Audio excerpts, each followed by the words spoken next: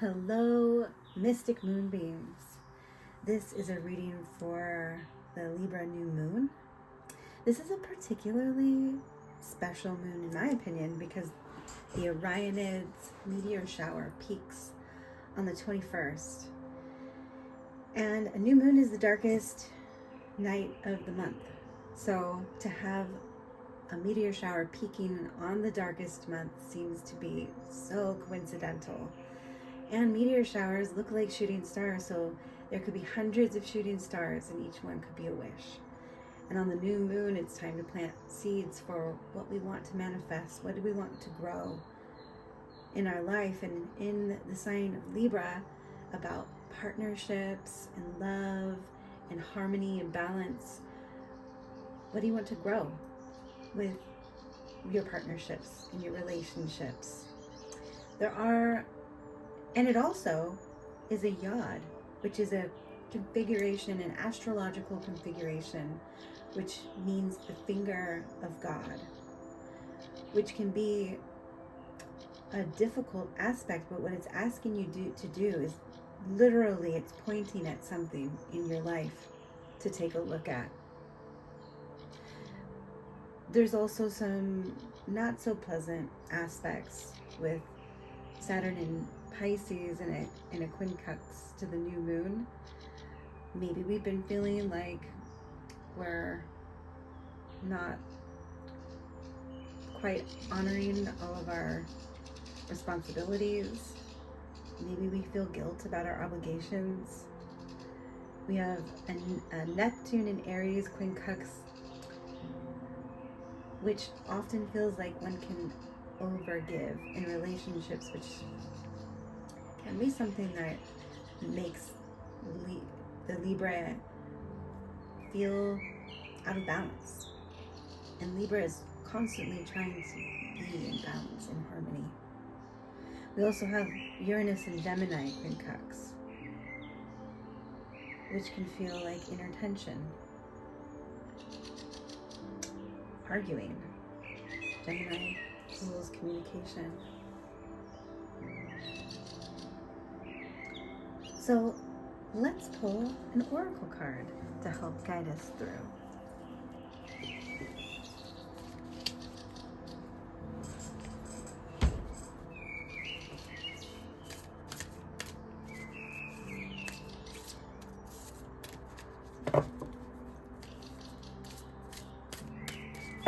Apologies, I have tiny hands and these big cards are always a challenge for me.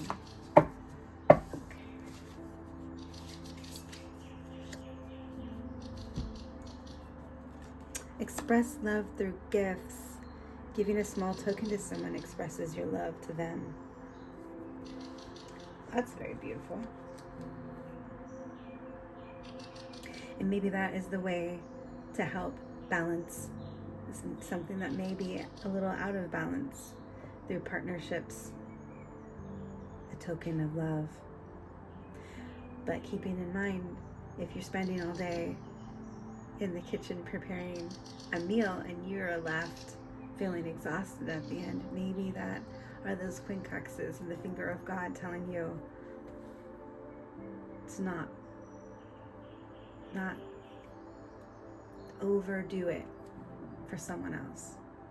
Let's pull some tarot.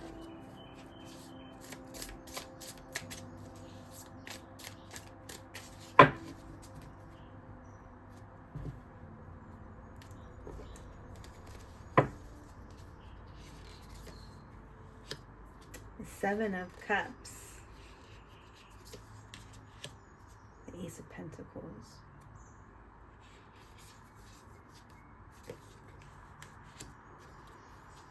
and the Spirit of Wands. Very beautiful. Seven of Cups is a little bit out of balance. Too many choices, so much confusion. Which one do I pick? Which one do I go through? Maybe it's during this new moon. Where do I focus my energy? What are the seeds I should put all my energy into cultivating and manifesting? But there is a new start.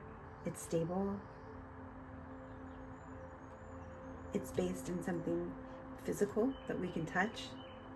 Maybe that's where we need to start. And the Spirit of Wands is there, giving us the energy, the creativity to move forward. Spirit of Wands doesn't hesitate. They listen to their intuition and move forward with force. Whereas Seven of Cups is hazy, dreamy. Maybe they're stuck in this dream loop, not really taking any action. And we have the Ace of Pentacles that says, put your feet on the ground and take that step forward. And the Spirit, we have to guide us. Let's pull another oracle card.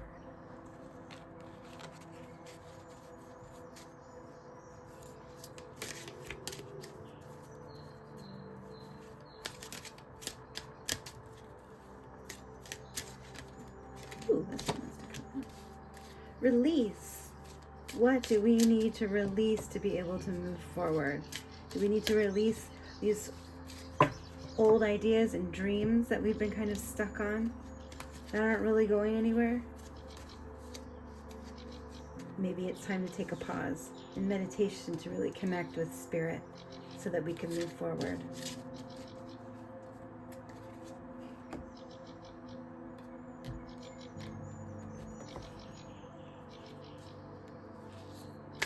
Let's do a couple more tarot just to get an idea of where we're heading.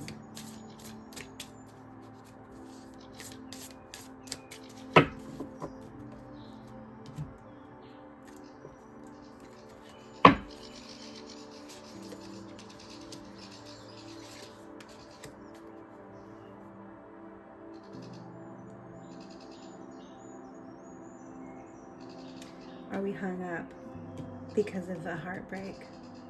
Are we afraid that's what's gonna come? And if we make a choice and we stick to it, is it gonna end up breaking our heart? With the Warrior of Swords here that says, have we not been thinking about it enough?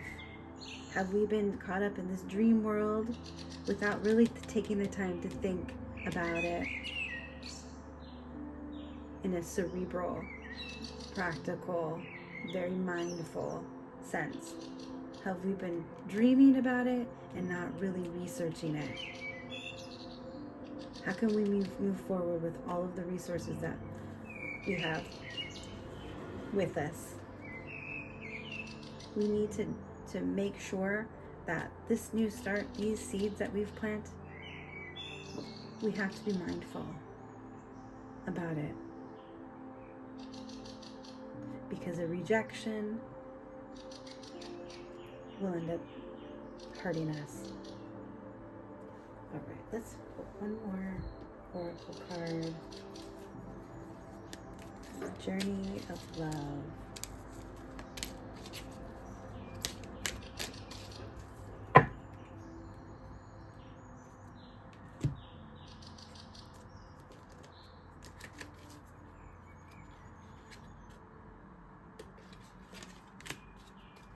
The Cloak.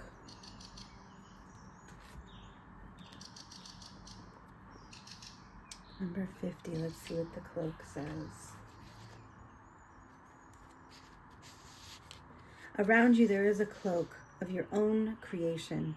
Perhaps it has served you for a time as an invisible form of protection, as a way to claim needed solitude, as a way to retreat inside to find out what you truly feel, what you truly need, to find yourself after being lost in an ocean of thought and emotion, not always your own, clouded by your thoughts and your dreamy emotions. Yet, the time is fast approaching when you will no longer require the cloak. You have attained an integration within knowledge of self. that makes it possible for you to connect to the world and others in a way that does not leave you lost and struggling to find yourself. You have learned how to hold yourself. You have learned how to do this well enough that you can successfully hold yourself and hold another too. You don't have to push the world away. You can invite it in. You don't have to push the world away. You can invite it in and play. The message that this oracle brings to you is that you can safely release the forms of security that you once held. You do not have to abandon your boundaries with others. Rather, your boundaries are so functional that you can enter into relationships with more openness, trusting that your boundary will naturally assert itself when necessary, giving you the connection to yourself that you need when you need it, without having to withdraw from relationship entirely. It is time to trust your own boundaries and practice letting them help you whilst actively engaging in deeper relationship. You'll have fun. Loneliness is like a ship in full sail with no wind and no place to go. Well, that's really beautiful.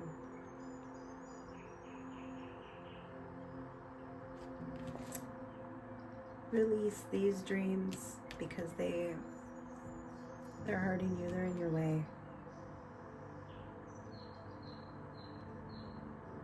Maybe not necessarily dreams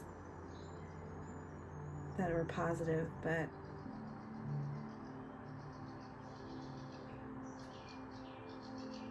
the dreams and the self-beliefs that were holding us back. We were recloaked in an ideology that wasn't ours, that's keeping us.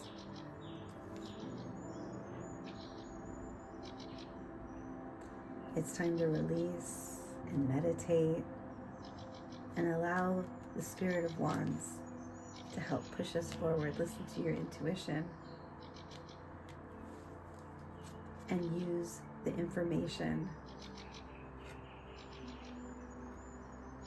that we have given us to make a concerted effort forward without starting based off of a whim. Drop your cloak. Let your face be seen in the sunshine. All right, these are my messages for the new moon in Libra. I hope that you journal, take a nice bath, connect with the energies of the last day of Libra before we enter into Scorpio. And till next time, thank you so much for watching, and I hope that you will like and follow if this message resonated with you. Bye-bye.